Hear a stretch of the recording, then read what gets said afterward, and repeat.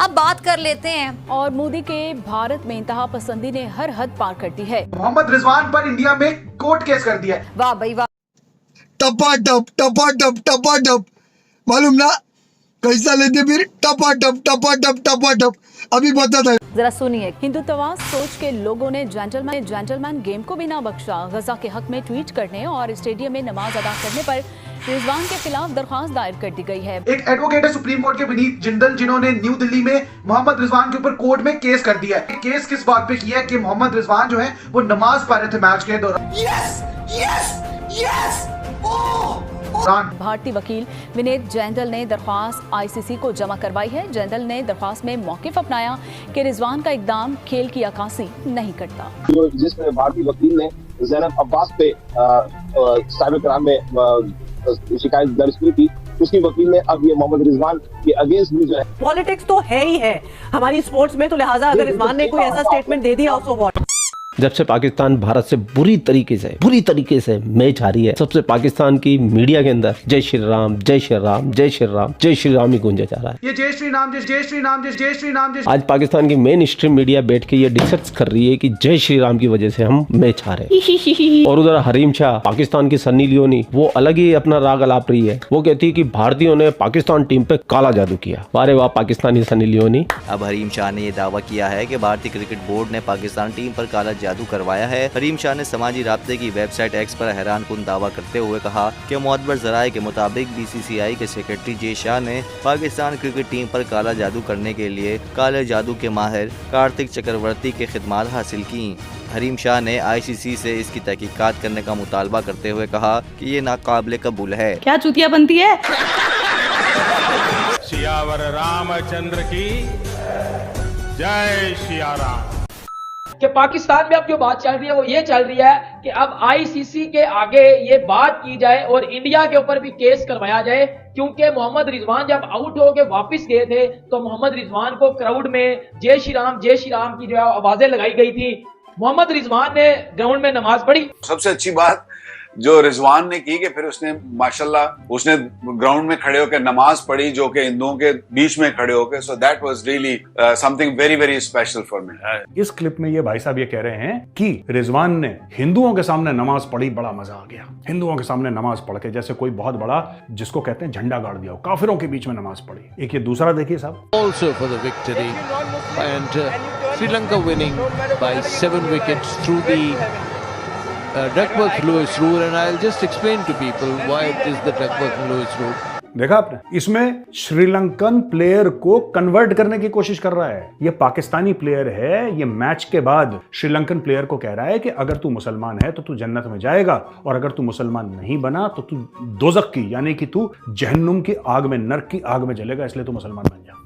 ठीक है। तीसरा देखिए, फोटोग्राफ देखिए, ये पिच पे नमाज पढ़ रहे हैं पाकिस्तानी प्लेयर। देखा आपने। तो अगर पाकिस्तानी करे तो बिल्कुल ठीक है, ये पिच पे नमाज पढ़ें, ठीक है, ये कन्वर्ट करने की कोशिश करें दूसरे प्लेयर्स को, राइट, ये सब कुछ करें, वो जायज है। हमारे प्लेयर्स ने कुछ नहीं करा, ये इनके प्लेयर्स कर रहे हैं। दोस्तों, मैं पाकिस्तानी क्राउड की बात नहीं कर रहा, ये पाकिस्तानी प्लेयर्स जो पाकिस्तान की क्रिकेट टीम की वर्दी पहन के, उनकी टी शर्ट पहन के खेल रहे हैं, वो ये सब हरकतें कर रहे हैं। अगर ऑडियंस करे तो समझ में आता है कि भाई उनको रूल्स नहीं पता, कोई बात नहीं, कर दिया। ये प्लेयर्स उनके कर रहे हैं, पाकिस्तानी उनको कुछ नहीं बोल रहे, उनका जश्न मना रहे हैं। देखो, नमाज पढ़ दी हिंदुओं के सामने, कितना बड़ा तीर तुक्का मार दिया। ठीक है। यहां पे ऑडियंस ने जय श्री राम बोला तो इनकी हो गई लुप।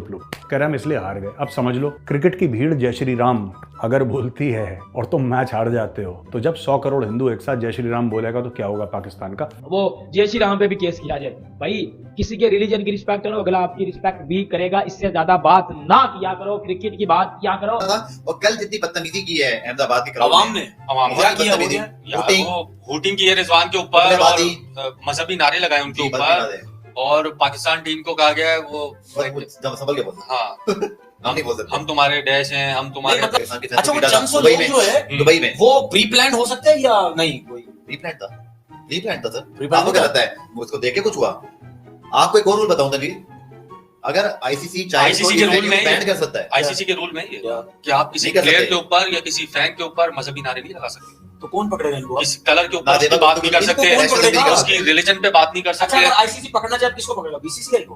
बीसीसीआई को पकड़ेगा कि आप अपने फैंस को पकड़ो भाई, इन पे पाबंदी लगाओ। वो आईसीसी में तो हिम्मत ही नहीं। अफगानिस्तान कि रिजवान साहब भी तो ग्राउंड में नमाज पढ़ रहे हैं। ओ भाई, वो तुम्हें हर्ट थोड़ी कर रहा है ग्राउंड में नमाज पढ़ रहे हो, तुम पे कोई नारेबाजी थोड़ी कर रहा है, वो तो अपना काम कर रहा है। आप अपना काम करो। आप आईसीसी, अगर आप टिकट के पीछे भी पढ़ेंगे, टिकट जो होता है, या आप कोई भी आईसीसी का कोड ऑफ कंडक्ट जो ग्राउंड में लगा हुआ होता है, उसमें ये लिखा हुआ होता है कि आप किसी पे मजहबी नारेबाजी नहीं कर सकते, किसी पे कलर पे बात नहीं कर सकते, कोई मतलब नस्ल परस्ती इस किस्म की कोई चीज आप नहीं कर सकते। और आज पाकिस्तान की टीम वहां से निकल गई है अहमदाबाद से। शुक्र हो गया तो हो गया। मैं तो कह रहा हूँ आईसीसी कहाँ सोया हुआ है, पीसीबी कहाँ सोया हुआ है, इंतजामिया किधर है, बिल्कुल बकौल हमारे मीडिया किधर है, बिल्कुल हमारे क्रिकेटर्स किधर हैं? आपके तो चेयरमैन वहां घूम रहे हैं, मजे कर रहे हैं। आईसीसी इवेंट हो रहा है कि बीसीसीआई का इवेंट हो रहा है? सब कुछ बीसीसीआई, सारे गाने उनके। लेकिन ये मैच में क्या हुआ है, सुना है इनकी टांगें कांपती हैं हमारे खिलाड़ियों की।